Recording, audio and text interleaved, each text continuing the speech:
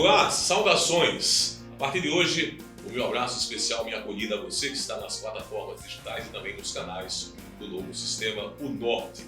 E com o Norte Debate, eu sou o Moribe Macedo e a partir de agora estaremos com prestigiados jornalistas, grandes nomes da mídia paraibana, com a companheira Edileide Vilaça, o companheiro José Vieira e também o seu João Costa, respeitados nomes da mídia, conduzindo o Norte Debate com grandes nomes da nossa sociedade, da nossa política, das instituições locais. Sejam todos bem-vindos. Temos hoje o prazer de dar a Edileide Vilaça, no mês da mulher, as honras da casa para apresentar a nossa convidada especial, desembargadora presidente do Tribunal Regional Eleitoral da Paraíba, desembargadora Maria de Fátima Cavalcante Maranhão. Edileide, as honras são suas, as honras são das mulheres. Quanta responsabilidade. Que prazer, muito obrigada pelo convite de estar compartilhando com vocês e com essa mulher que nos representa. Né? Eu vou falar bem à vontade, porque esse é meu estilo, quebrar os protocolos um pouco e dizer para ela que fique também bem tranquila que eu estou aqui para estar na condição de muita sororidade.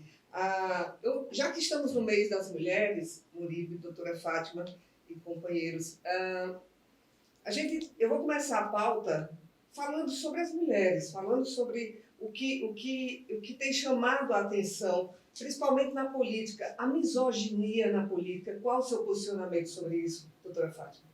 Primeiramente, eu lhe peço permissão para cumprimentar todos que pararam um pouco para assistir o Norte Debate. Quero lhe cumprimentar, Edileide, ao mesmo tempo que eu cumprimento todas as mulheres da Paraíba, todas as mulheres profissionais, todas as mulheres que, como você, como eu, como você que está nos assistindo, que conseguem fazer a tripla jornada com muito gosto, muita satisfação. E sempre querendo abrir caminhos para novas companheiras. Mas eu quero também pedir permissão para cumprimentar o Moribe, quero cumprimentar o Vieira e o João, que é o nosso patrimônio do jornalismo. Cumprimentando vocês, sintam-se todos abraçados. Quando você me pergunta sobre essa questão da mulher, misoginia, eu digo que nós mulheres precisamos ter um olhar mais feminino para a vida. Um olhar feminino intenso, porque o olhar feminino é um olhar que agrega ternura e força. Então, nós temos que ser contra qualquer tipo de discriminação, qualquer tipo de preconceito. Não só com relação à mulher, não só com relação a gênero, mas com diversos tipos de preconceito que nós deparamos todos os dias na nossa sociedade. Eu sou uma mulher que sempre valorizei a mulher e não encontrei dificuldade no meu campo de atuação. Às vezes a gente vê, não é, Vieira? A gente vê um olhar assim de pessoas que olha para a gente perguntando como chegou até aqui, por que chegou até aqui. Foi força política? Foi só uma força, primeiro divina. E Deus é quem abre os nossos caminhos. E quando Deus abre os nossos caminhos, vamos ter garra e coragem para percorrer. Desembargadora, antes de factar que os questionamentos dos meninos, vamos falar deles, por eles, vamos falar ainda sobre eles. O que a senhora tem feito no âmbito do TRE? Eu conheço um pouco da estrutura do tribunal e sei que quando uma mulher está à frente, normalmente se vislumbram projetos voltados à mulher também, junto às pessoas, enfim, na Semana da Mulher. O que a senhora desenvolveu dentro da audiência interna do Tribunal Regional Eleitoral? Internamente, nós trabalhamos muito com a qualidade de vida. O Tribunal Regional Eleitoral é um tribunal muito organizado, muito bem estruturado. E hoje nós temos o Conselho Nacional de Justiça, que envolve todos os segmentos do judiciário. E o Conselho Nacional de Justiça cobra que os tribunais, os órgãos das instituições abrangidos pelo CNJ, eles cobram que nós possamos trabalhar com as injustiças, as desigualdades e a equiparidade, a equiparação de gênero, não é? Por exemplo, nós trabalhamos internamente com relação a valorizar a mulher. Ontem mesmo nós fizemos um levantamento para vermos a força de trabalho.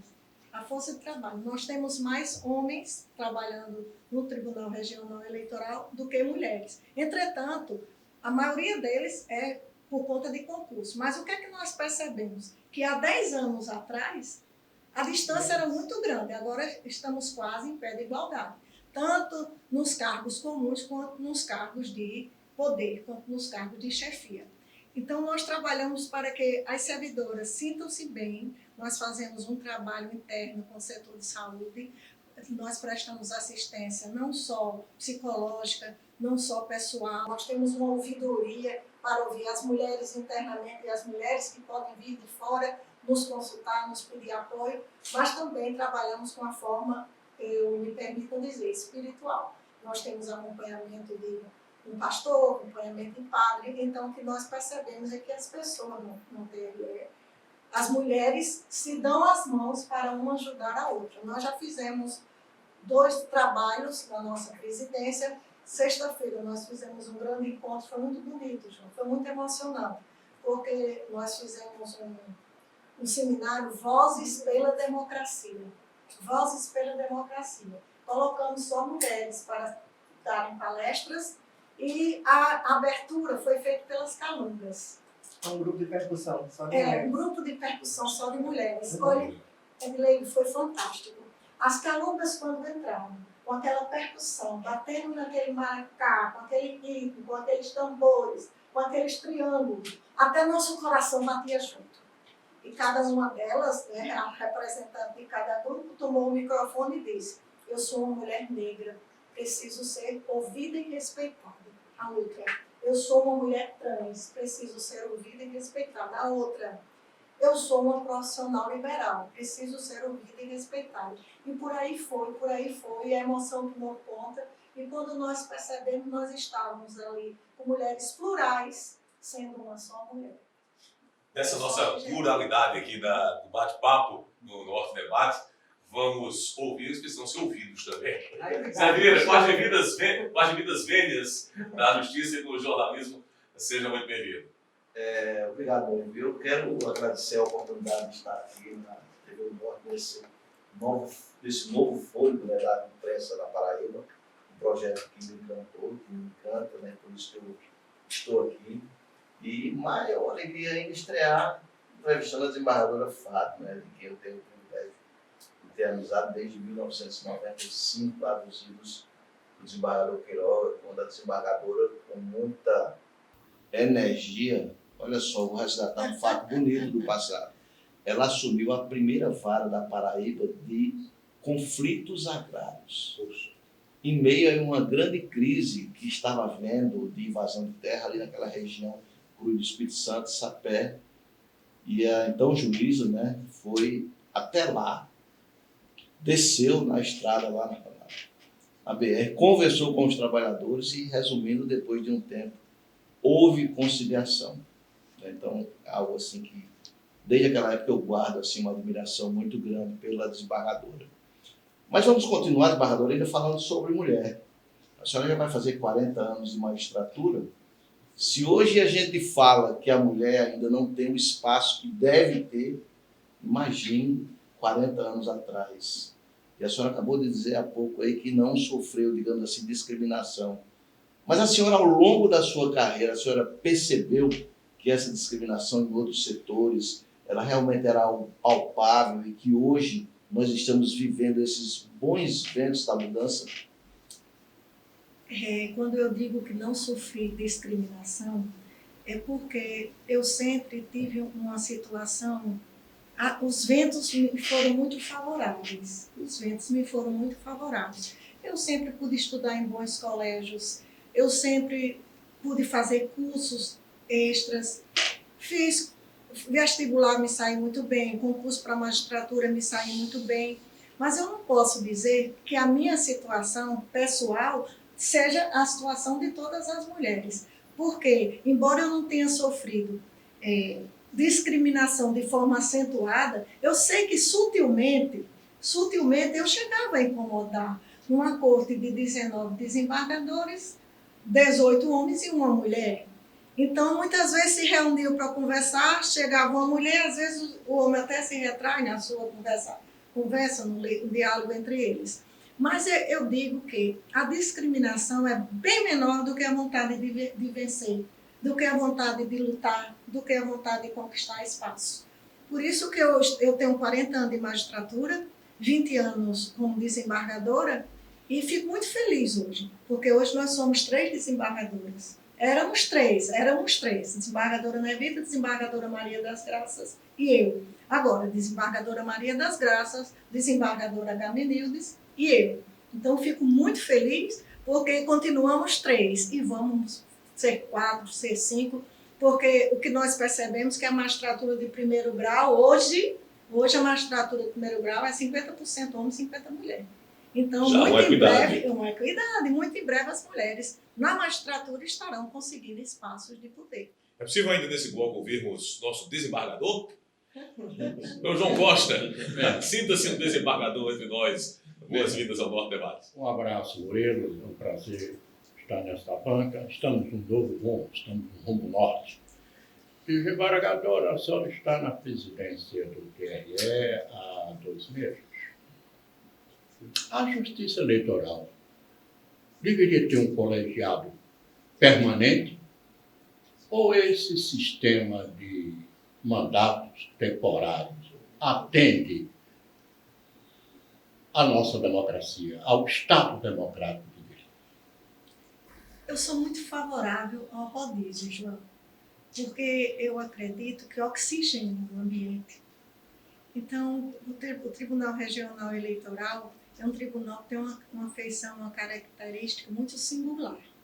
Então, nós somos eleitos pelo Tribunal de Justiça e ficamos lá 2 anos. Da mesma forma, o magistrado de primeiro grau. Da mesma forma, é escolhido o membro da categoria jurista.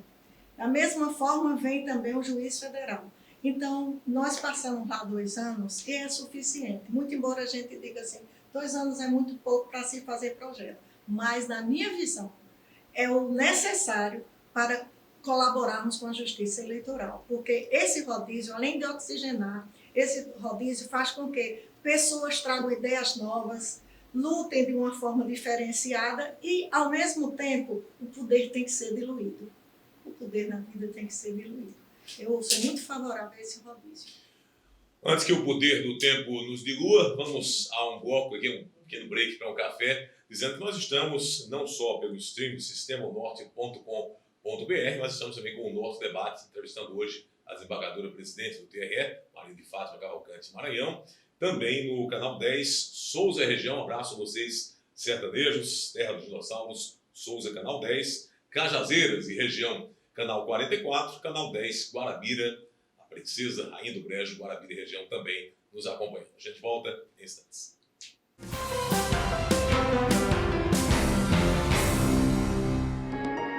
Eu quero estudar aqui, no meu canto.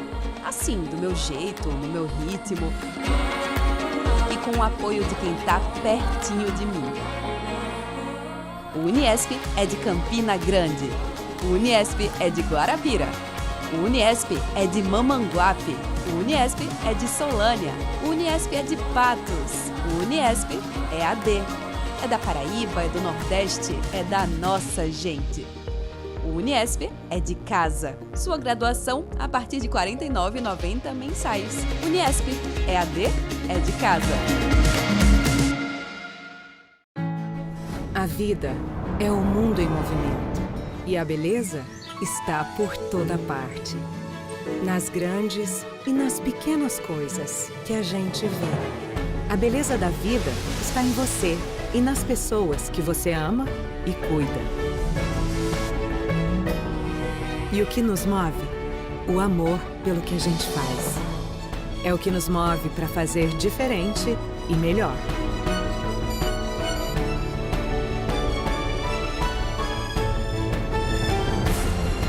Bem-vindo ao HBOL, o mais moderno hospital de olhos da Paraíba.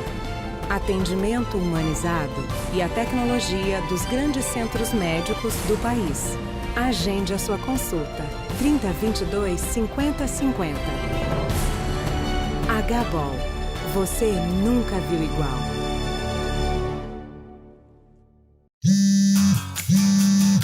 É o seu futuro que está chamando e a melhor forma de atender é investir em você. Há 25 anos, o Uniesp junta tradição e inovação e já transformou a vida de mais de 40 mil alunos. Campus amplo e agradável, mais de 30 laboratórios modernos e equipados. Conceito máximo no MEC. O Uniesp é a melhor experiência universitária para você. Escolha sua graduação ou pós. Uniesp 25 anos, sempre mais.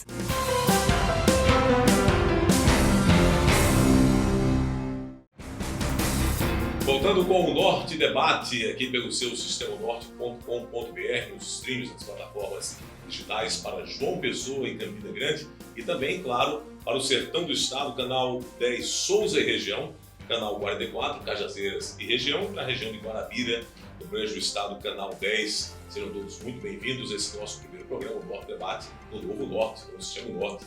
Você é sempre a nossa melhor companhia. E hoje, no Norte Debate, nós estamos conversando com a desembargadora Maria de Fátima Cavalcante Maranhão, presidente do Tribunal Regional Eleitoral da Paraíba, e que debate vários temas hoje com essa bancada aqui, prestigiados jornalistas paraibanos, João Costa, Zé Vieira, também ao meu lado Edilei Laça, que já começou o ciclo de perguntas no primeiro bloco e volta também abrindo essa nova rodada de questionamentos. Então, doutora Fátima, a senhora na época da gestão no TJ, Tribunal de Justiça, também teve um olhar voltado para a pessoa com deficiência. Eu ainda continuo nessa pauta do social, que é um dos assuntos que mais me interessa. No TRE, isso também vai ser um olhar, o seu olhar vai continuar sensível à questão da pessoa com deficiência? Edileide, veja como você é sensível. Veja como uma mulher se preocupa com essa parte da valorização do ser humano. Quando nós tivemos a oportunidade de ser presidente do Tribunal de Justiça, nós trabalhamos com a inclusão. Fizemos um programa e neste programa nós colocamos 10 pessoas deficientes para colaborar com o nosso tribunal em posições de que a pessoa se sentisse bem e, ao mesmo tempo, pudesse dar uma colaboração, sentindo-se parte do sistema. Nós tínhamos um deficiente visual, um paraplégico, também uma pessoa portadora de Down. Eu não portadora não, esse termo portador eu quero cortar, uma pessoa com Down. E dizer que foi uma experiência maravilhosa, porque eles corresponderam à nossa expectativa. O rapaz que deficiente visual atendia na telefonia, que nós temos um sistema de telefonia, e esse sistema de telefonia abrange todo o Tribunal de Justiça, atendia tão bem que nós recebemos constantes elogios. A menina que era Down era uma menina super alegre, trabalhava como uma pessoa do setor de serviços gerais, coordenando todas as atividades do tribunal, e ela participava, conversava, interagia. E eu fiquei muito feliz com esse resultado. Agora, no Tribunal Regional Eleitoral, no próximo mês, nós vamos lançar uma campanha Somos Todo PCD, Pessoas com Deficiência. Porque nenhum de nós, João, nenhum de nós somos completos. Todos nós temos uma falha, temos uma limitação, temos uma deficiência. Às vezes nem sabemos. Tem pessoas que estão descobrindo agora que são TDAH. Tem pessoas que estão descobrindo agora que tem um lapso de memória. Então, somos todos PCD. E é preciso que eles façam parte do sistema. Não que nós trabalhemos por eles.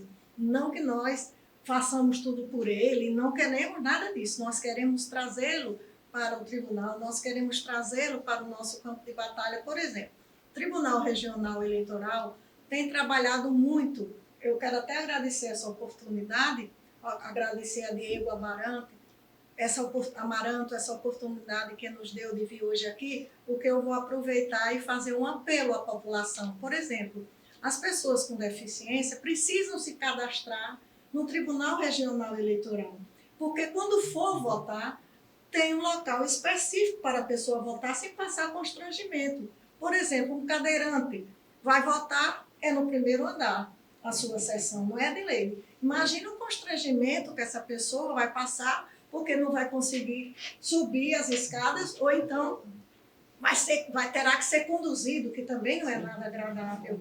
Se a pessoa se cadastra no site do Tribunal Regional Eleitoral, vai ter uma cabine própria já ali na frente, lhe esperando, vota rápido, com preferência, sem qualquer transtorno, sem qualquer constrangimento. Então, nós estamos trabalhando muito para fazer esse cadastro, para que as pessoas acessem o nosso site, Tribunal Regional Eleitoral, e se cadastrem como deficiente.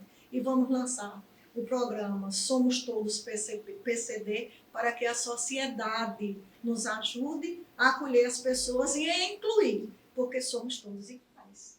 Zé Vieira, vamos. Embarcadora, vamos mudar aqui um pouquinho a pauta super interessante, mas nosso tempo é curto.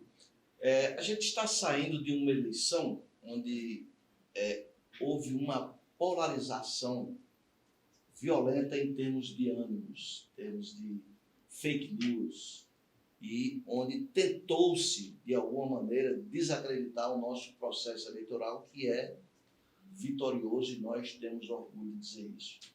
Na presidência agora do TRE, o ano seguinte após a eleição 2022, eleição 2023, estamos tomando fôlego nesse novo processo democrático. Na opinião da senhora, como cidadã e como desembargadora, o que é que ficou desse processo eleitoral em termos de lisura do nosso processo eleitoral? Vieira, a sua participação com esse tema é altamente importante. Não só a Paraíba, mas todo o Brasil trabalhou muito com essa questão de fake news. Nós parabenizávamos sempre a boa imprensa, a boa comunicação, todos aqueles que colaboravam de uma forma muito positiva, sincera, verdadeira e transparente. Nosso Tribunal de Justiça ganhou um prêmio do CNJ de 100% de transparência, porque nós trabalhamos muito com os veículos de comunicação para mostrar o nosso trabalho sem qualquer barreira. Mas a questão de fake news tem preocupado não só o nosso Tribunal Regional Eleitoral, mas todos os tribunais, todas as instituições, porque é uma coisa esquisita como o ser humano tem prazer em divulgar notícias falsas, que são as fake news, e proliferar essas notícias. Muitas vezes, Vieira, as pessoas recebem uma notícia, não constata se é verdadeira, não faz a devida pesquisa e começa a replicar aquela notícia que não é verídica, e a própria pessoa torna-se um veículo de transmissão sem saber se o que está dizendo é verdadeiro ou falso. Então, o tribunal tem trabalhado nisso. E agora a ONU fez um grande encontro para trabalhar no combate à fake news, combate também às informações com muita transparência, com muita lisura. Mas eu volto à pauta feminina. Em 17 pessoas só havia uma mulher. Então, me perdoe dizer, voltar a essa pauta feminina, que é algo que sempre me preocupa. Mas o que nós verificamos, Vieira, que não é só a Paraíba, não é só o Brasil, é o mundo preocupado com essa questão de fake news, com essa questão dessas informações. Uma mentira repetidamente pode até destruir a vida de uma pessoa. Seu João. Desembargadora, o Zé Vieira falou da polarização. Nós estamos vivendo um momento em que a coisa vai além da polarização. Em 8 de janeiro, houve uma tentativa de golpe de Estado, onde os poderes da República foram atacados, depredados por uma horda com atos análogos ao terrorismo. A pergunta é: aquilo tudo arrefeceu por conta do impulso firme de um ministro do Supremo. O Judiciário reagiu. As medidas tomadas pelo ministro Alexandre de Moraes, juridicamente, foram corretas. E segundo ponto, como houve uma tentativa orquestrada de golpe de Estado na federação, eu pergunto à senhora, a Justiça Eleitoral tem tomado alguma providência para apurar atos de tentativa de golpes de Estado aqui? Aqui na Paraíba? Sim. O que nós verificamos é que no Brasil, esse 8 de janeiro foi algo estarrecedor. O ministro Alexandre de Moraes agiu com pulso de ferro. O ministro Alexandre de Moraes foi um grande estadista.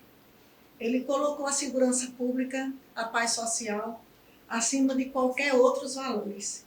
E foi através da ação decisiva do ministro Alexandre de Moraes que conseguiu arrefecer os ânimos. Na Paraíba, nós não sentimos essa questão.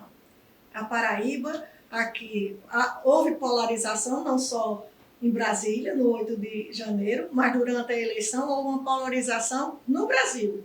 Eram duas forças litigando, não é? Duas forças buscando poder, duas forças lutando para representar o Brasil, para presidir o Brasil e, consequentemente, os estados. Mas as eleições aqui, João, foram absolutamente tranquilas.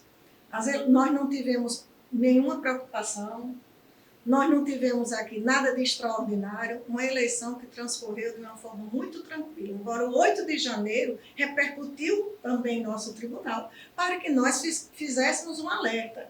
Chamamos nossa força de segurança, nossa inteligência, juntamos todos os membros da corte para nos prevenirmos se por acaso houvesse qualquer balbúrdia, qualquer tumulto ou qualquer ação contra a nossa democracia. Mas, graças a Deus, na Paraíba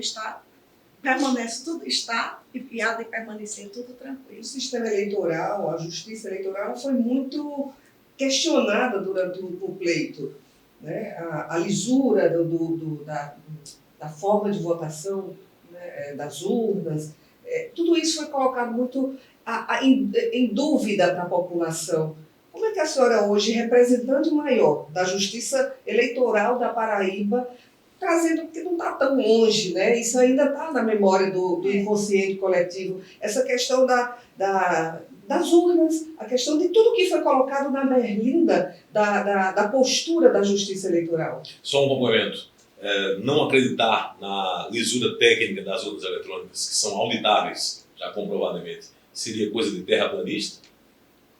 Eu não conheço bem esse linguajar terraplanista que você está colocando. Quem considera a Terra plana? Na situação do Sim, nosso São tribunal. pessoas que contestam a democracia, que se levantam contra a democracia. Pois então, eu quero dizer que eu prefiro dizer que nós estamos como Salmo 23, não é?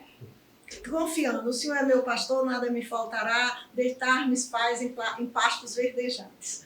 Nosso Brasil é um Brasil verde, é um Brasil cheio de pastos, é um Brasil cheio de fontes. Fonte significa renascimento.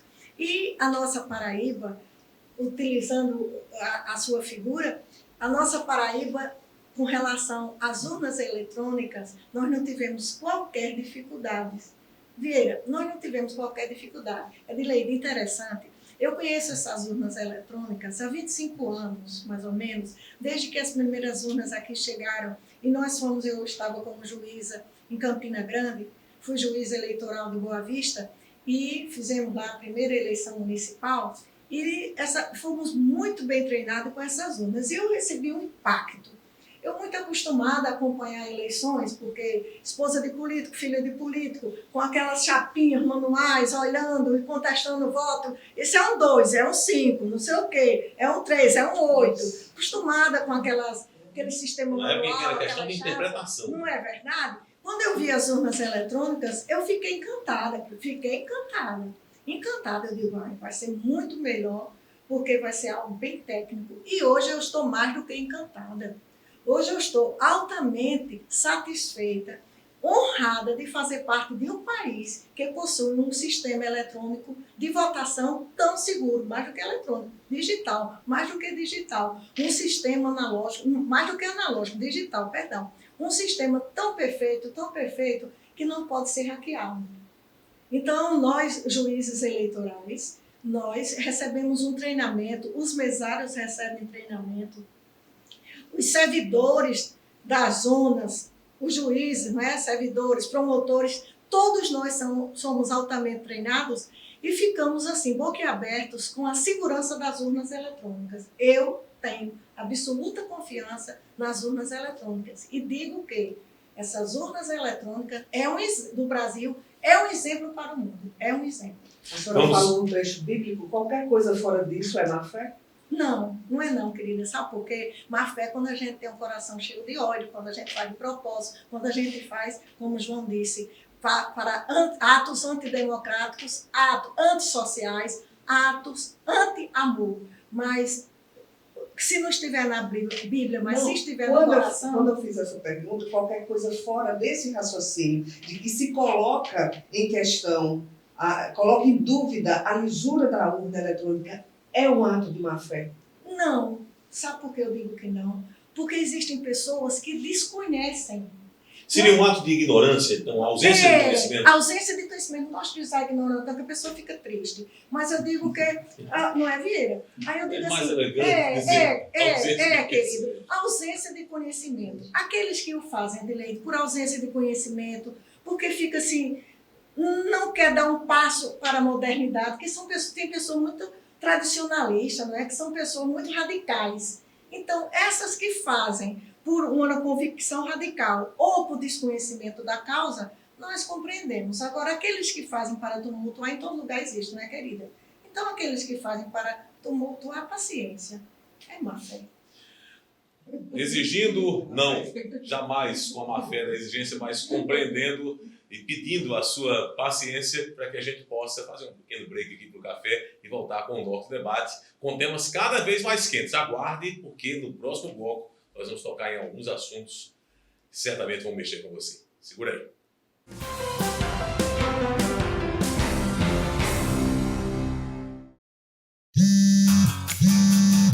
É o seu futuro que está chamando e a melhor forma de atender é investir em você. Há 25 anos, o Uniesp junta tradição e inovação e já transformou a vida de mais de 40 mil alunos. Campus amplo e agradável, mais de 30 laboratórios modernos e equipados. Conceito máximo no MEC.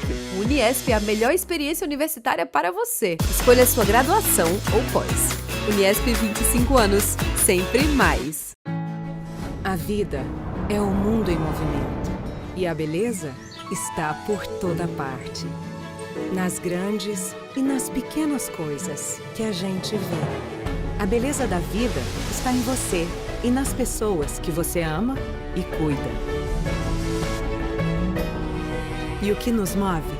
O amor pelo que a gente faz. É o que nos move para fazer diferente e melhor.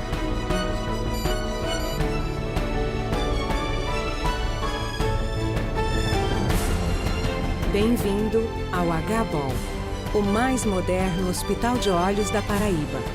Atendimento humanizado e a tecnologia dos grandes centros médicos do país.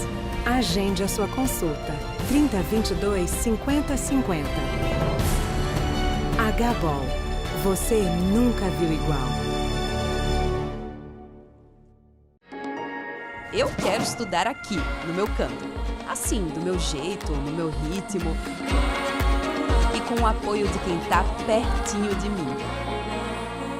O Uniesp é de Campina Grande. O Uniesp é de Guarabira. O Uniesp é de Mamanguape. O Uniesp é de Solânia. O Uniesp é de Patos. O Uniesp é AD. É da Paraíba, é do Nordeste, é da nossa gente.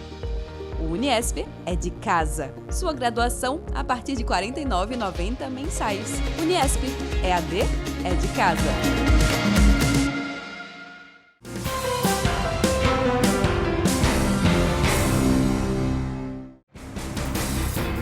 De volta com o Norte Debate, esse nosso primeiro programa. Estamos entrevistando de forma muito especial a presidente do Tribunal Regional Eleitoral da Paraíba, desembargadora Maria de Fátima Cavalcante. Nesse nosso último bloco, vamos conversar com o seu João Costa, os nossos integrantes, com muita honra aqui da nossa bancada do Norte Debate. Desembargadora, nós estamos vivendo um momento em que o identitarismo está tomando conta. Nós tivemos o ex-presidente, o Tenente Messias, ele indicou um ministro terrivelmente evangélico. Aí agora, provavelmente o próximo ministro será o ex-advogado do presidente. Ou então, uma negra, uma mulher negra. Esse identitarismo que precede a qualificação não preocupa, não? Eu não vou fazer esse comentário, João, com todo respeito à sua pessoa, que eu já disse que era um patrimônio nosso de cultura, de jornalismo, porque eu, como magistrada, não gostaria de dar opinião a esse respeito. É uma visão muito política e eu lhe peço perdão para não lhe dar uma resposta sobre isso. Mas eu quero lhe dizer que os nossos tribunais, quando são compostos, é tão interessante. Eu penso que às vezes não, sempre é o agir de Deus. Porque se fala em A, se fala em B, se fala em C, se fala num gênero, se fala num caráter religioso, mas o que nós verificamos é que os nossos tribunais superiores são compostos por pessoas de idoneidade moral, saber jurídico e respeitabilidade social, que é o mais importante, inclusive exigido pela nossa Constituição Federal. Zé Vieira. Embargadora, hoje nós temos a aposentadoria compulsória para o serviço público 75 anos. Chegou-se a falar recentemente em mudar, voltar a ser 70 anos. A senhora acha que após os 70 anos, o vigor, digamos assim, físico da população ainda é pleno para se exercer cargos, principalmente cargos importantes de direção do judiciário? A senhora defende a permanência dos 75 anos? Eu defendo a permanência dos 75 anos, não porque eu penso em beneficiar de futuro, me beneficiar, mas eu defendo porque eu conheço as pessoas com essa idade que estão plenamente capazes. E ainda há um acréscimo positivo no livro. É porque essas pessoas, aos 70 anos, têm algo que quem tem 50 anos, quem tem 60 anos, não tem. É uma experiência de vida. Então, a experiência de vida aliada ao conhecimento do direito, ao conhecimento daquele ramo profissional que a pessoa abraça, que a pessoa exerce, então eu creio que os 75 anos é a idade ideal. E vou mais além. Você sabe muito bem disso, vocês me permitam, mas eu não posso deixar passar essa oportunidade para dizer: Maranhão, aos 85 anos, um homem pleno, saiu de casa me dando um beijo, dizendo: vou ali e volto já. E foi se encontrar com o nosso Deus. Então, um homem com a capacidade intelectual, uma capacidade mental, uma capacidade psicológica e física extraordinária. Aí vai dizer, ele é exceção? Não. Ele era exceção para mim, pelo fato de ter sido um político muito virtuoso para mim e para Paraíba. Mas a pessoa dele, a pessoa de Zé Maranhão, um homem com 85 anos hoje, um homem com 85 anos é um homem e uma mulher também é uma pessoa capaz. Agora, evidentemente, para exercer uma função de tanta responsabilidade, é preciso ter cautelas. É preciso ter cautelas. A própria pessoa também tem que ter fazer uma autocrítica e dizer: não devo mais continuar ou devo continuar. Mas os 75 anos, para mim, hoje, eu tenho uma convicção de que é uma pessoa plenamente capaz de exercer qualquer ato da vida civil, inclusive posições de comando. João, já a maestria da polêmica eu sei que é sua, mas eu vou me permitir aqui, desembargadora, a tocar num tema que é bastante ligado para a magistratura brasileira, ainda e que na semana passada foi palco de uma aprovação célere e unânime por parte da Assembleia Legislativa do Estado, que foi aquele projeto oriundo do Tribunal de Justiça da Paraíba, que resgata o privilégio para a sociedade, considerado assim, o privilégio do magistrado poder ter a licença-prêmio. A cada 5 anos de exercício da magistratura, poder receber algo em torno de R$107 mil. Seria um privilégio ou uma justiça para com quem trabalha na magistratura paraibana? Essa pergunta que você me faz é uma pergunta que nos incomoda. Eu sou uma pessoa muito transparente. E nos incomoda por quê? Porque é um direito que a magistratura tem, mas que todo servidor devia ter. Todos nós temos o direito de ganhar bem, de receber bem, para poder executar bem nosso trabalho. Então, se se faz justiça com o judiciário, que se faça com todas as classes, com todos os profissionais. Porque quem trabalha merece o seu salário. Puxa, é de grande graça. Agora eu pergunto, tem interesse? Para mim, essa seria a manchete se fosse um jornal, né? Total. Tem interesse de, após essa experiência no TRE, pensar na política? A gente pode sonhar com uma mulher no Você governo disse do que Estado? o polêmico é João. O polêmico quem É porque eu Ao sou menos principalmente- polêmico é uma mulher. Mas, desembargadora, essa pergunta não poderia estar fora da pauta. Você Pelo que a acha senhora que- é, pelo que a Você senhora... acha? Olha, Poderemos sonhar com desembargadora é isso. Você filha... acha? desembargadora é filha de o ex-deputado já falecido, Valdir Bezerra. 6 mandatos de deputado estadual, 3 mandatos de vereador, casada com o ex-governador Zé Maranhão. Então, assim, a sua participação na magistratura, todos nós conhecemos, participação limpa, brilhante. Obrigada. Mas fica essa pergunta, e aí, desembargadora, a senhora está 40 anos de magistratura, a senhora tem muito futuro pela frente, Concursada, não é? concursada, né? Olha que eu vim com essas Concursada. coisas aqui, não é porque eu sou flamenguista, não. Eu sou vascaína, eu sou predora. Eu fiz sua homenagem à austeridade, a Zé Maranhão.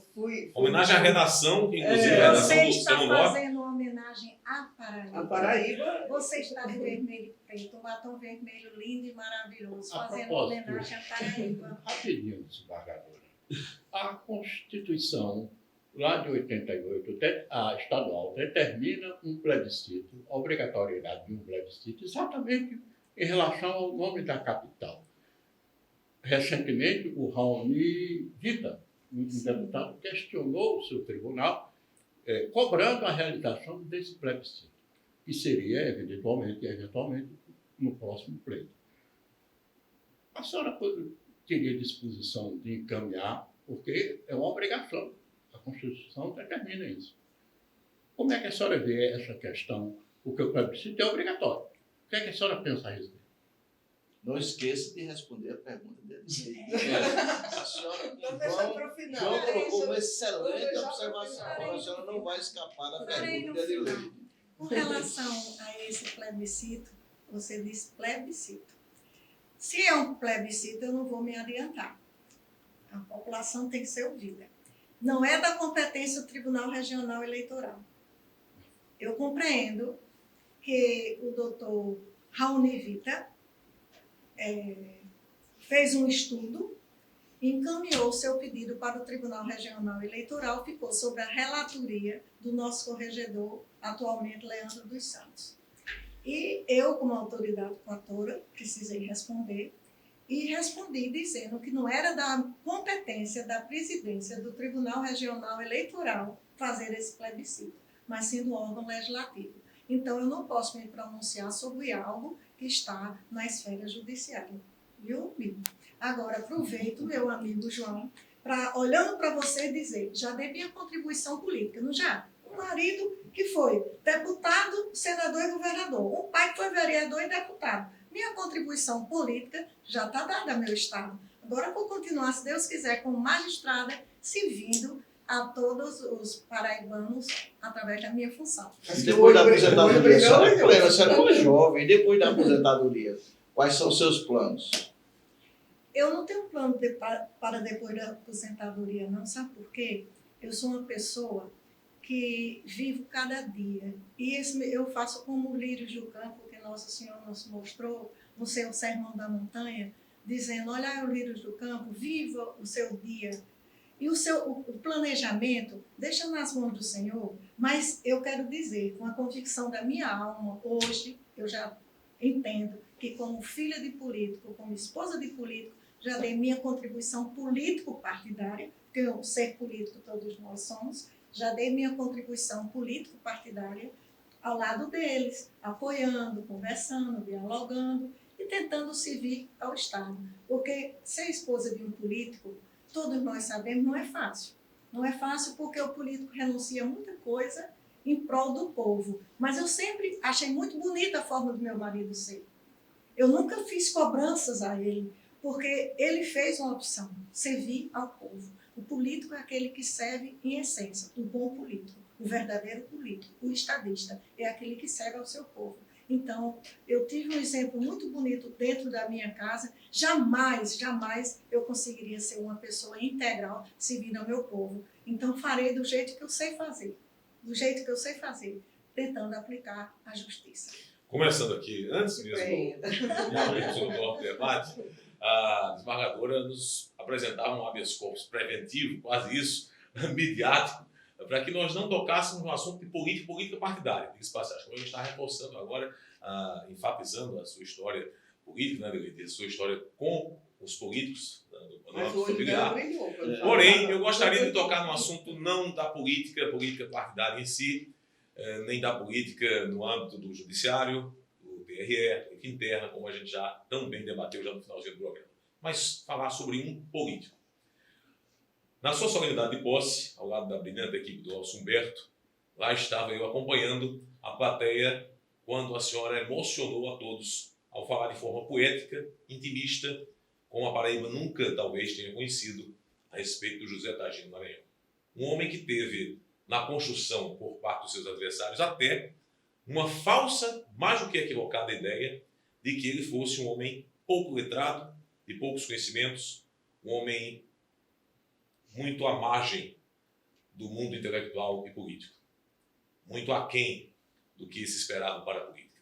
E ao contrário disso, quem o conheceu de perto sabe de todo o seu cabedal de conhecimentos, de toda a sua intelectualidade, de todo o seu potencial, inclusive como um empresário sagaz, inteligente, sabe o que era. Gostaria que a senhora rememorasse um pouquinho daquele seu discurso agora, se a senhora pudesse compartilhar conosco, para que apenas, não só a plateia que lá estava na sua posse do TRE, tomasse conhecimento do que foi José Targino Maranhão como homem, não só como homem público, mas um homem na sua convivência mais íntima.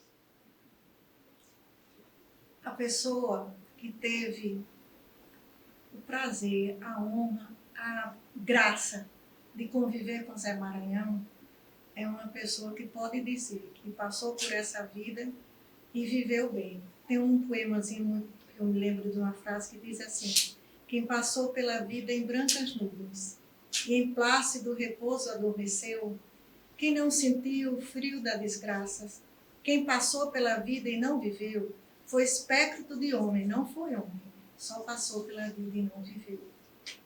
Então, eu digo esse poema para lembrar que Maranhão era daqueles políticos que se sentava, João, ele se sentava na fazenda com o mais simples dos seus funcionários e conversava o dia a dia. Vai chover, aquele touro está com bicheira, como é que está sua esposa está sentindo muita cólica, deu um chá de boldo. Então Maranhão era um homem que vivia a simplicidade. E quando chegava no Senado, eu presenciei a oportunidade em que o senador, por exemplo, Davi Alcolumbre, por exemplo, Renan Calheiros, por exemplo, Michel Temer, eu escutei vários telefonemas de 10 horas da noite, 11 horas da noite, meia-noite, 1 hora da manhã.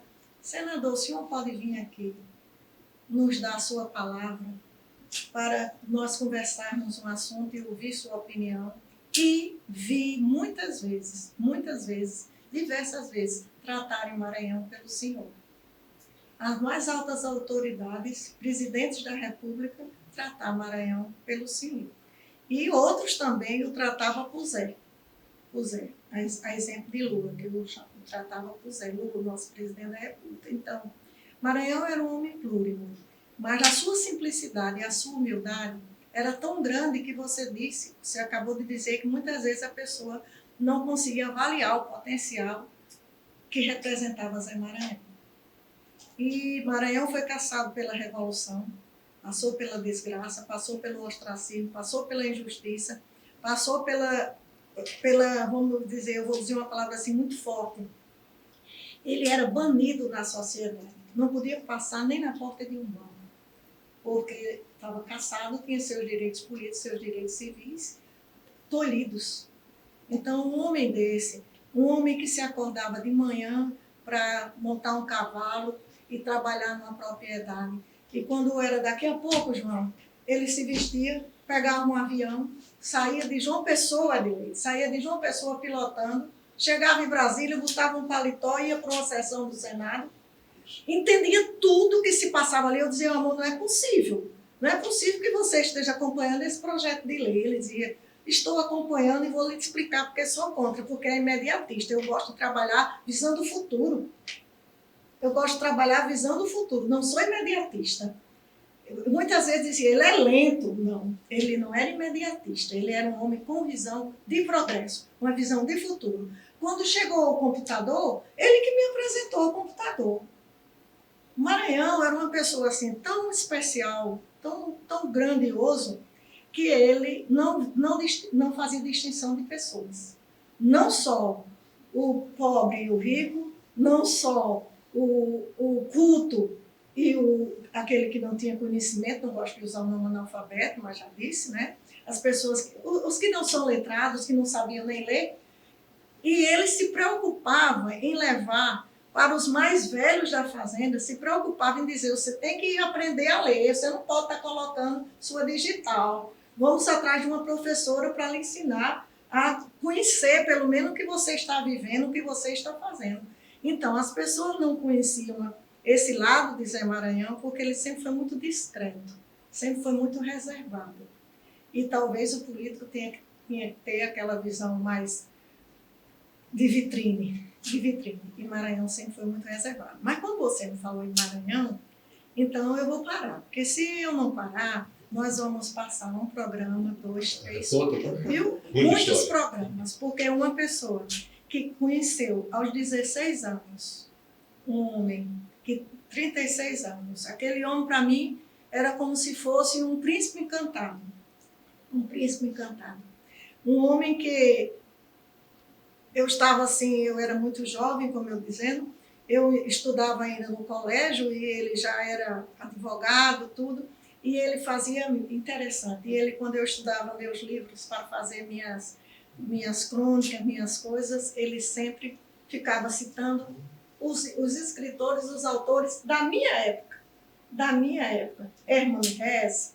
Então ele ficava citando Exupéry, então ele ficava citando aquilo que me agradava, eu como uma jovem, ele como um homem adulto. Então, Maranhão, as crianças, deixa eu só concluir com isso. Muitas vezes, não foi só uma vez, ou 2 ou 3, o Diego Amaranto é testemunha. Nós estávamos em casa, a campainha tocava, por favor, meu filho quer tirar uma foto com Zé Maranhão. E houve a oportunidade, viu, Vieira, que o Maranhão não estava e nós temos um retrato muito grande dele em nossa casa. E eu dizia, olha, ele não está. Aí dizia, mas a gente viu o retrato, aí tirava uma foto no retrato de Maranhão, na casa de Maranhão, para dizer que se aproximou de Zé Maranhão. Então, eu quero aproveitar essa oportunidade e agradecer, porque você falou dele. Então, quem passou pela vida e não viveu foi espectro de homem. Então, eu passei pela vida e vivi intensamente. E quem viveu com Zé Maranhão, quem conviveu com Zé Maranhão, não precisa mais nada nessa vida. É só esperar o dia do nosso reencontro.